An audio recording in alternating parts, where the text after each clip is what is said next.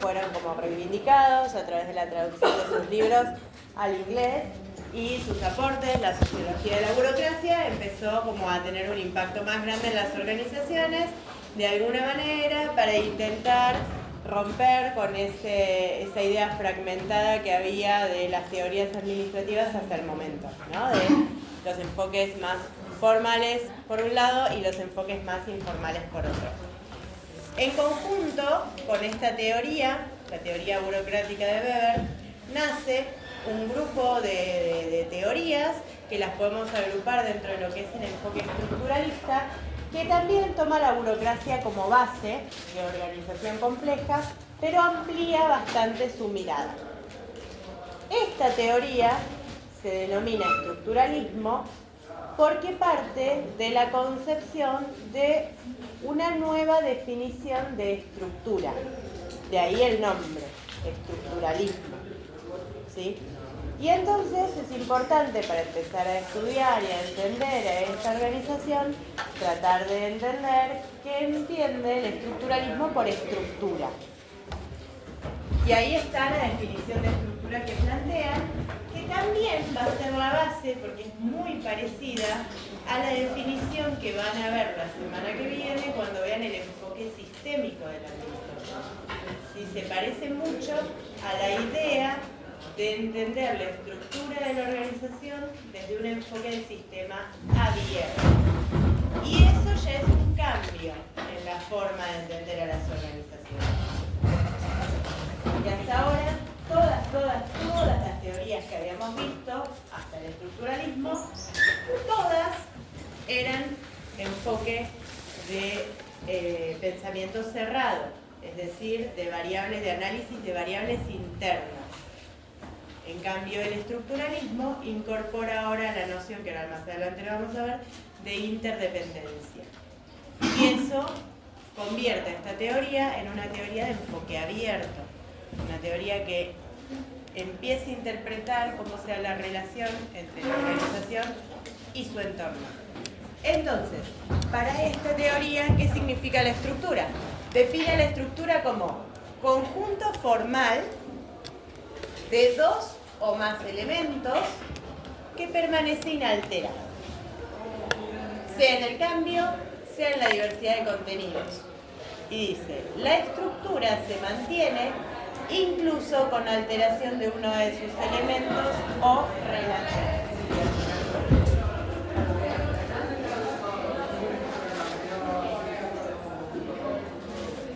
¿Qué significa esto? Habla de que la estructura se da como relación de componentes. Pero lo interesante de esta definición es que esta relación de componentes es relativamente estable en el tiempo, más allá de que cambien sus elementos constitutivos. Llevemos a esto a una organización, por ejemplo. La estructura la podemos ver, la podemos pensar, la podemos definir con cómo se van dando las relaciones de los cargos, de los puestos de trabajo, de pensar cómo se diseñan las tareas, quién hace qué, cómo se coordina el trabajo. Las empresas multinacionales tipo McDonald's, en todos lados, son iguales y son... Sí, en realidad todas las organizaciones tienen su estructura, algunas más flexibles, otras más rígidas. Pero la estructura está presente en todas, porque esta división de tareas es inherente a una organización. Ahora, ¿qué significa que esta es relativamente estable, a pesar de que se modifiquen sus componentes? Lo que va a prevalecer es el esqueleto de la organización. Más allá de, por ejemplo, que las personas que van ocupando los cargos pueden ir cambiando. Pero el esqueleto, la idea general, en general, no significa que no haya que adaptar las estructuras que pueden ir cambiando a lo largo del tiempo, pero en general son relativamente estables. Permanecen inalterables en el tiempo, dice la teoría estructuralista.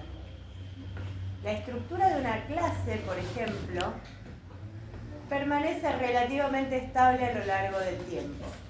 Hace más de 100 años que vemos que las clases las damos parecidas. Hay un aula, hay estudiantes que están sentados, hay un profesor que está hablando. Después la gente pasa por los pasillos, mira hacia adentro y sabe que esto es una clase. No importa quién sea el profesor, no importa quiénes sean los estudiantes, no importa la materia. Vemos esta disposición de elementos y entendemos que es una clase, en cualquier contexto. A eso se refiere con que permanece inalterado a lo largo del tiempo. Estos componentes, este vínculo que sea entre los componentes, más allá de que se modifiquen cada una de sus partes de manera individual, suele ser relativamente estable y con pocos cambios. Esa es la noción de estructura que tiene el estructuralismo. Pero también habla de que existe una interdependencia entre estos factores, que ahora lo vamos a ver también.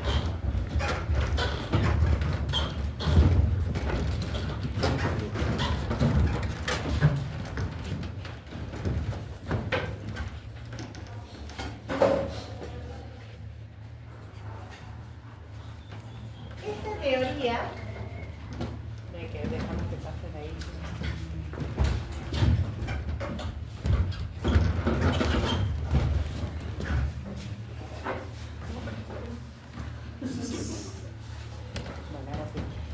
Esta teoría incorpora una noción muy interesante, y esto que decíamos que es una teoría de enfoque abierto, al interpretar a la organización dentro de un complejo más grande. Habla de que estamos en la era, hay muchos autores que mencionan que estamos en la era y en la sociedad de las organizaciones, ¿sí? Que el capitalismo fue dando paso a la era o a la sociedad de las organizaciones. ¿Y qué significa este concepto de la sociedad de las organizaciones? La sociedad encontró en las organizaciones la forma más eficiente de sobrevivir. Y se empieza a generar esta división de funciones a nivel social. ¿Sí? En algún momento en la historia de la humanidad, dentro de una comunidad sucedía todo. Se cosechaba, se cocinaba, se hacía el alimento, se hacía la vestimenta, se cazaba, se hacían las herramientas para poder cazar. La sociedad fue evolucionando y fue encontrando en que se podía especializar en trabajo en las organizaciones. Y entonces ahora, según estos autores, vivimos en una sociedad de organizaciones, en donde dependemos de otras organizaciones todo el tiempo para desarrollarnos en sociedad. Desde que nos levantamos hasta que nos acostamos, estamos todo el tiempo en interacción con una sociedad, con una organización diferente. ¿Sí? Desde los productos y los servicios que consumimos en nuestras casas, desde el celular que suena con una alarma, que seguramente se lo compramos en una compañía, el desayuno que preparamos, el colectivo que tomamos, la facultad a la que venimos a estudiar, son todas organizaciones diferentes con las que interactuamos todo el tiempo para cumplir diferentes objetivos. Y a eso se refiere esta teoría con que vivimos en una sociedad de organizaciones.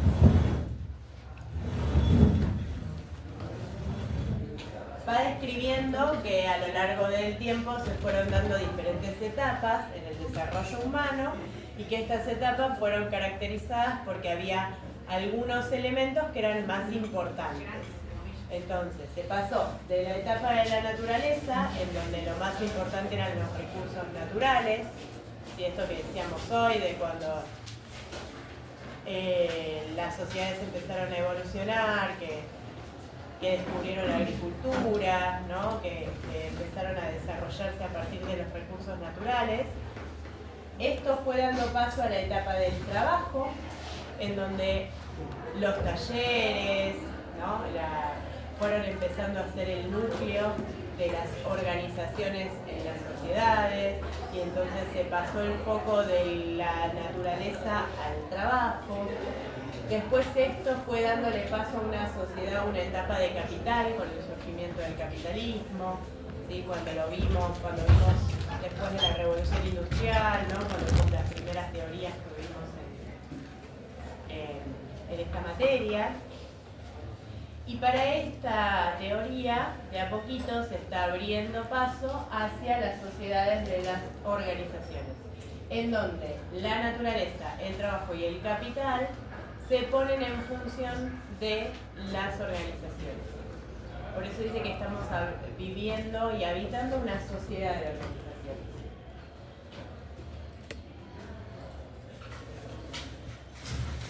Todas estas organizaciones no son iguales entre sí. Cada una es diferente porque cumple un fin diferente. Tenemos universidades, tenemos empresas, tenemos bancos, tenemos clubes de fútbol, tenemos cines, tenemos teatros, tenemos un sinfín de organizaciones diferentes y cada una es diferente entre sí porque cumple diferentes funciones. Pero todas trabajan de manera simultánea. Entonces, esta sociedad denomina esta teoría denomina esta etapa como la revolución de las organizaciones. Y se da lo que se conoce como variedad organizacional. Esto de que decimos de que hay muchas organizaciones que son diferentes entre sí.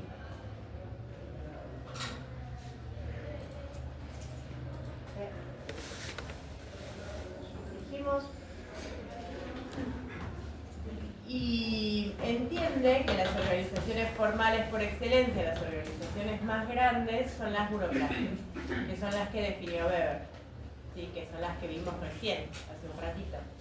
Y entonces podemos entender que dentro de la sociedad de organizaciones encontramos a las organizaciones formales, que son las burocracias, que son las organizaciones más complejas de todas, que tienen muchas operaciones, que son muy grandes, que cumplen infinidad de objetivos diferentes, ¿sí?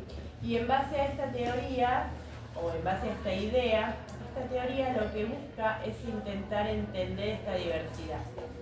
Entonces hay muchos autores que tratan de clasificar a las organizaciones en distintos tipos.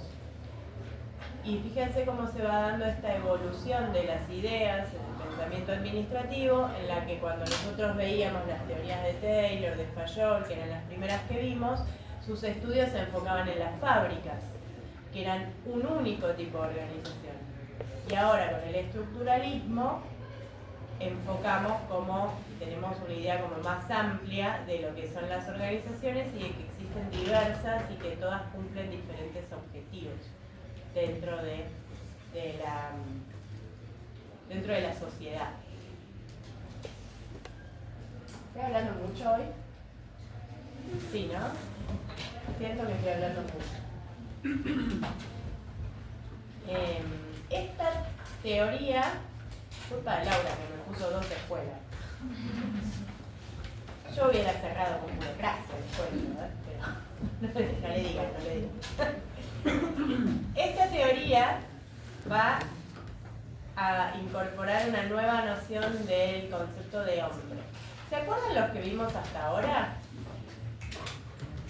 A ver, vamos a hacer la línea de tiempo. Los clásicos y neoclásicos.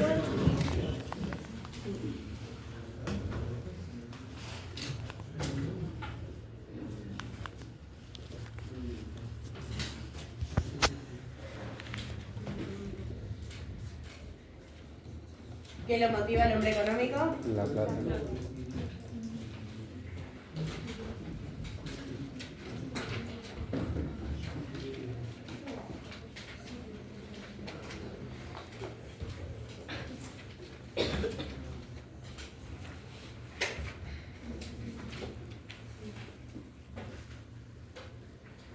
Social. ¿Qué lo motiva?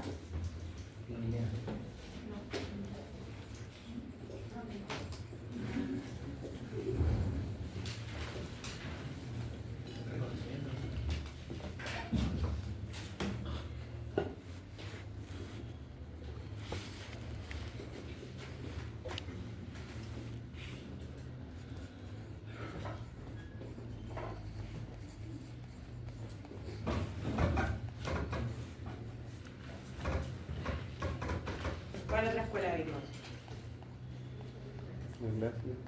Italiana.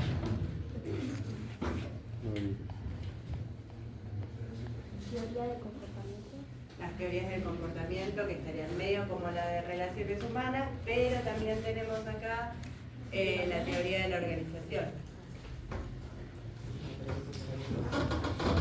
Profe, ¿y los sistemas abiertos? Todavía no llegamos. Estamos llegando, vamos en proceso.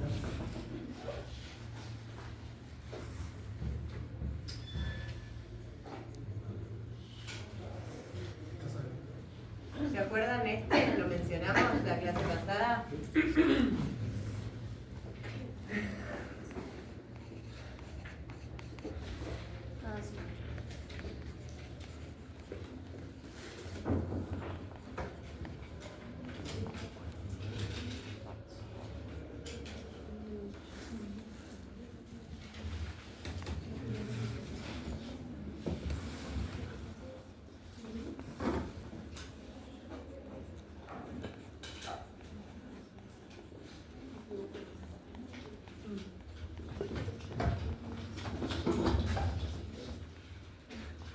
El concepto de racionalidad limitada, ¿no? Eso que el hombre busca satisfacer sus necesidades.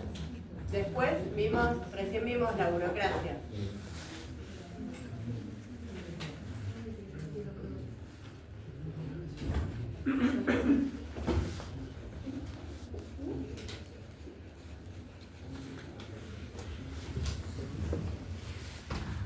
La burocracia, ¿cómo lo definimos?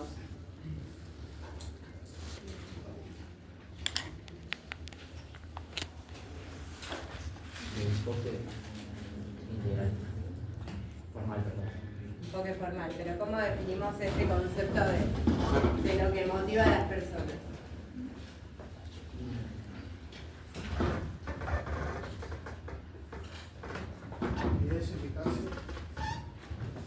Le pusimos un nombre, yo lo mencioné. Estoy segura, pero ¿saben qué pasó? No estaba en el PowerPoint. Entonces, lo que yo digo y no está en el PowerPoint, ustedes no lo anotan. Sesgo hay ahí. Yo sí noto todo, pero no lo encuentro.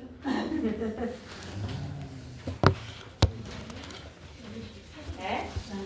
Pero dijimos que este hombre lo denominaba como hombre. Profesional. Bueno, ahí estamos. Hombre. Yo porque a veces Lau pregunta esto. Así que está bueno que esté. O también le habíamos dicho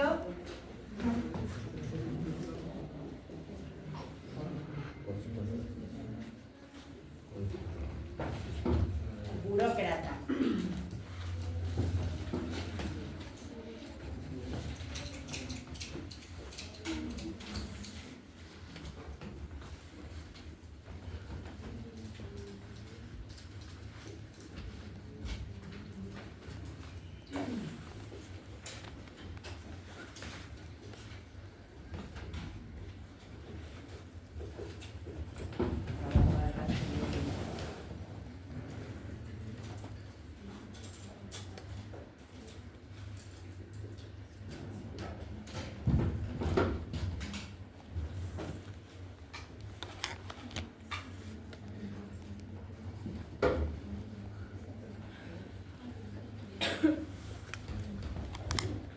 ¿Qué les parece? El hombre económico se guía por la racionalidad, su única motivación es el dinero. Concepción de los clásicos. Esto fue evolucionando, los pensadores humanistas introducen el concepto de hombre social, como es el motivado por la necesidad de pertenecer a los grupos sociales, de ser reconocido, lo guían las emociones. Al hombre administrativo lo guía la necesidad de satisfacer sus necesidades, no de maximizarlas, sino de satisfacerlas. Es un hombre que se guía por la racionalidad limitada, no tiene todo el conocimiento, decide con lo que conoce. El burócrata o hombre profesional es la persona dentro de una organización burocrática que a través del mérito busca hacer carrera en una organización burocrática. Y llegamos al estructuralismo, y el estructuralismo nos ofrece la idea de, ahí la tienen anotada, ¿cómo es? Hombre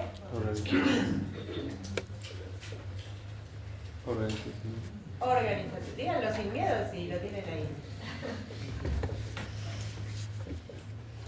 ¿Por qué? Porque viene de la idea anterior. ¿Se acuerdan que dijimos que vivimos en una sociedad de organizaciones? Donde las organizaciones son la forma más interesante o más eficiente que encontró la sociedad para poder satisfacer sus necesidades. Entonces, dentro de este concepto de hombre organizacional, ya empezamos a entender que el hombre es una persona flexible.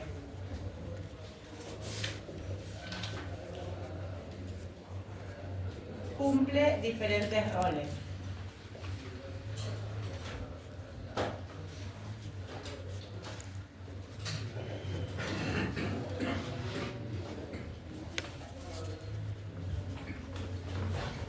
En diferentes organizaciones.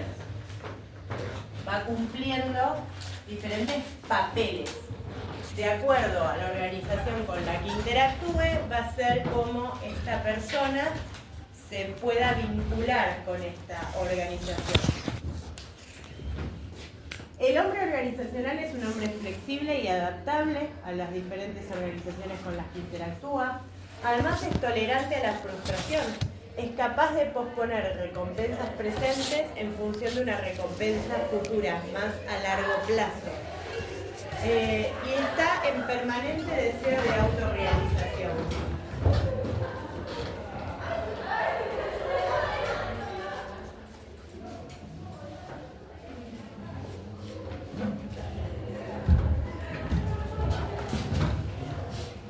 Por eso va buscando interactuar de manera diferente con las diferentes organizaciones. ¿Sí? A este esquema de cómo fue evolucionando el concepto de cómo entendemos la función o el papel del hombre, cuando digo hombre digo persona, ¿sí? O sea, no estoy hablando del hombre varón, sino de las personas que interactúan en las organizaciones.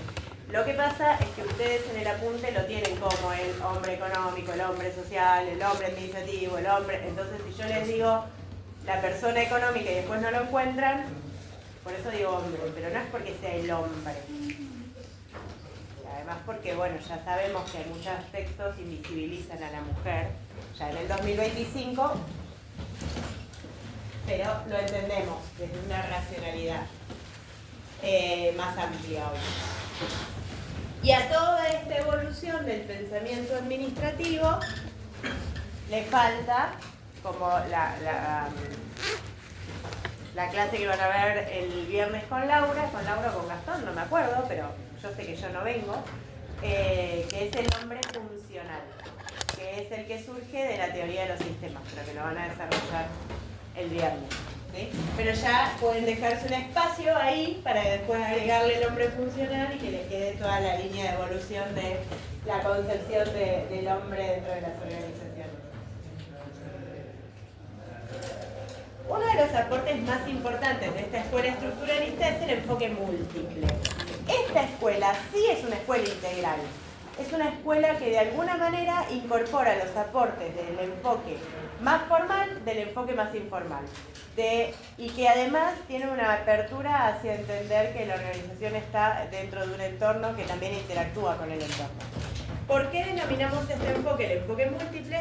Porque intenta hacer un análisis descriptivo de la organización desde un montón de perspectivas diferentes. ¿Sí? Intentando entender cómo analizar esta organización desde miradas diferentes. Por eso es enfoque múltiple.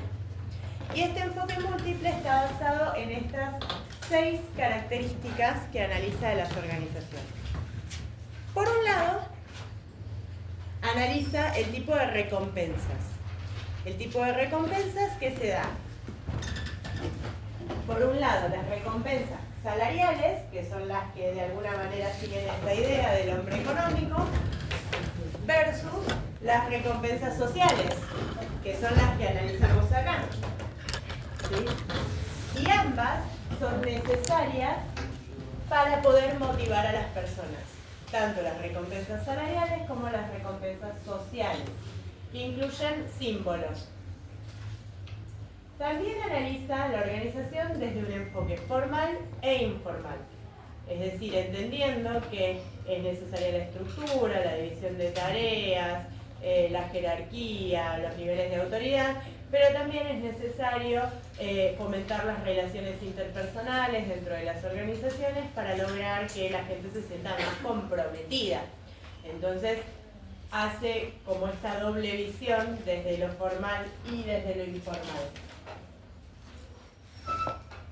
Entiende a la organización dentro de su modelo de toma de decisiones, dentro de lo que es un modelo racional, basado en el planeamiento, en la lectura racional de las variables, pero también incorpora un modelo natural.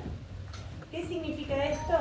Que también identifica que hay factores externos que son imprevisibles y que pueden modificar la toma de decisiones. Y eso tiene que ver con un modelo de imprevisibilidad, de caos, de desorden, que convive con el modelo racional de toma de decisiones, ese modelo que vimos de Simon, ¿sí? Que analizaba las alternativas, definía cuál era la mejor alternativa y tomaba la decisión más satisfactoria posible. Y estos dos modelos de toma de decisiones conviven en la misma organización. El modelo natural, que es un modelo más de imprevisibilidad, más de caos, más de variables que no puedo controlar, versus un modelo de racionalidad donde intento, de alguna manera, planear y controlar lo que sucede dentro de una organización con modelos más racionales.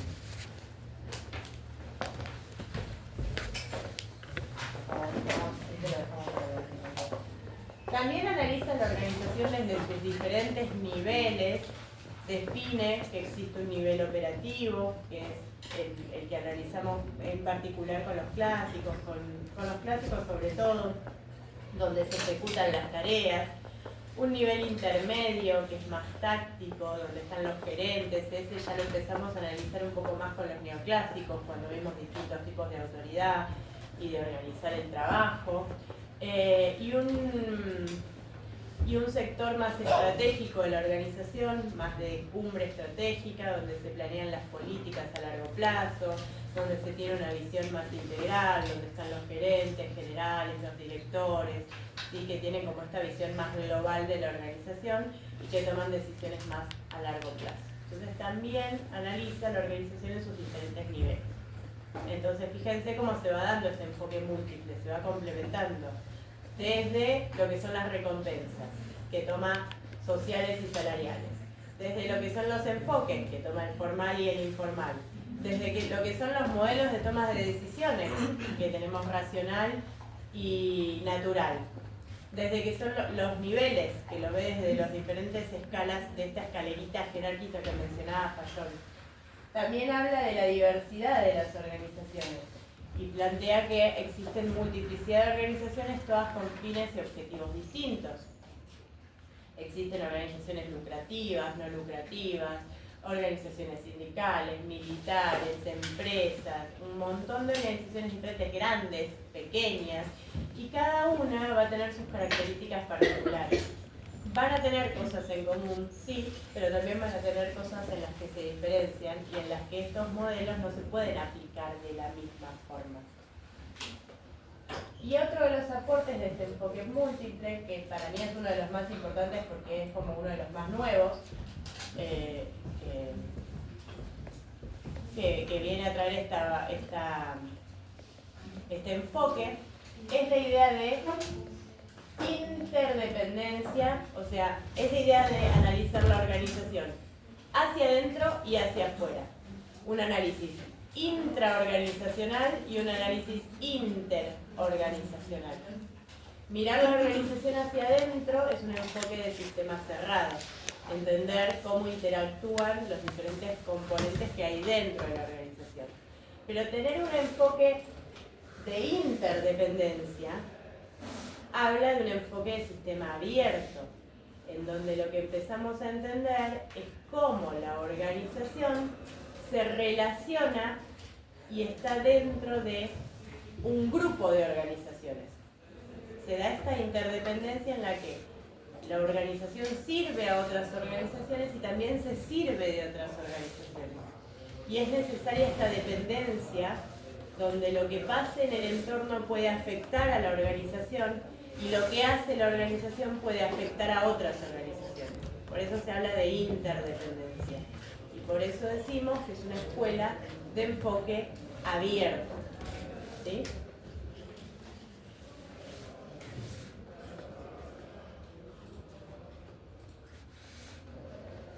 Hay muchos autores que intentan clasificar esta diversidad de las organizaciones. Uno de los autores que tienen ahí en el libro es Etzioni. Etzioni habla de que clasifica a las organizaciones de acuerdo al tipo de poder más importante que se da dentro de esas organizaciones. Analiza la división del trabajo, analiza dónde están los centros de poder y analiza cómo se va intercambiando el personal dentro de las organizaciones. Y en base a ese análisis, clasifica las organizaciones en organizaciones de tipo coercitivas, donde por ejemplo tenemos a las cárceles, en donde el tipo de poder está dado en los premios y los castigos, donde la gente se queda en base al miedo, básicamente, o el mecanismo de control más importante es el miedo. Organizaciones más normativas, como las iglesias, por ejemplo, en donde el tipo de control es más moral, es más ético, y donde se busca una ventaja percibida y por eso los miembros de la organización deciden participar. Y después clasifica las empresas dentro de lo que son las organizaciones utilitarias, donde lo que se buscan son los incentivos económicos. ¿Sí? Y entonces por eso el patrón de obediencia es la búsqueda de ventajas percibidas por cada uno de los miembros. Es una de las posibles clasificaciones. Lo interesante de esta teoría, para mí, son dos cosas. Una es que reconoce la diversidad. Reconoce que hay organizaciones diferentes. Y que cada organización diferente, por eso esta característica de intentar clasificarlas, para intentar entender la singularidad de cada tipo de organización. Y otra de las características más importantes de esta escuela es que es un enfoque integral, pero que además incorpora la noción de contexto, incorpora la noción de interdependencia que se da entre la organización y otras organizaciones. Habla de que existen conjuntos organizacionales. Estos conjuntos son grupos de empresas o de organizaciones que son parecidas entre sí, que se mueven juntas en algunas cuestiones. Pero que también existe competencia, existe cooperación, existen alianzas que se pueden hacer. Entonces nos introduce a todo un tema que vamos a ver para la segunda parte, que es el planeamiento estratégico de las organizaciones. Y entender el vínculo de esas organizaciones con otras organizaciones. Y cómo se da esta interdependencia dinámica que después toma la teoría de los sistemas. O no sé si después o en paralelo, pero digo, que es un concepto muy parecido al de interdependencia dinámica que se da en el concepto de sistema, donde una parte del sistema genere un cambio, ese cambio afecta a todo el sistema. Donde la organización genera un cambio, ese cambio impacta en otras organizaciones y viceversa. Entonces, para mí eso es como lo más interesante de esta teoría, esta noción de ambiente sobre todo. 10 y 10. Bien, vamos a hacer un cierre. Voy a buscar. Esto ya está, ya lo copiaron, le sacaron fotos, todo. Sí. No cierren, no se vayan, que tenemos que hacer el cierre de la clase.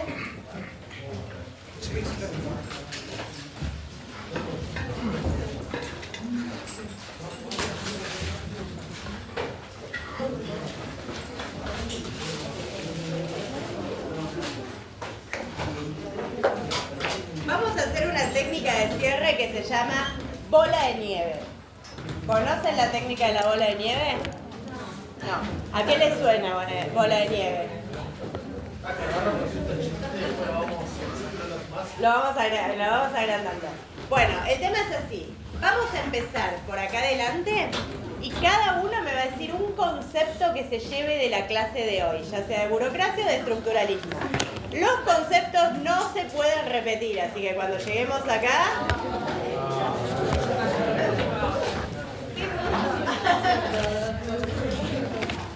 en orden. De burocracia y estructuralismo, cualquiera de los dos. Empezamos por acá, a ver.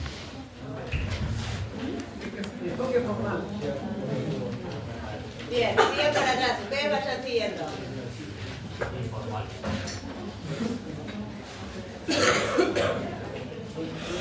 Para allá atrás. Violeta, ahí. ¿Eh? Allá. No se huyen ahí atrás, ¿eh?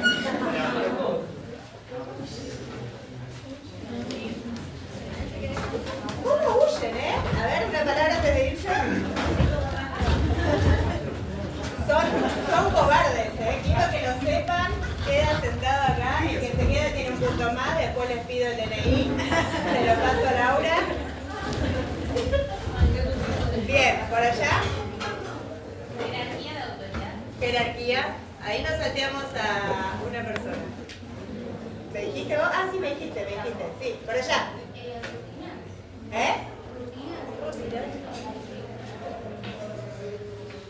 Por allá adelante. Ahí. Vos, un pelo largo. Sí. Tradicional.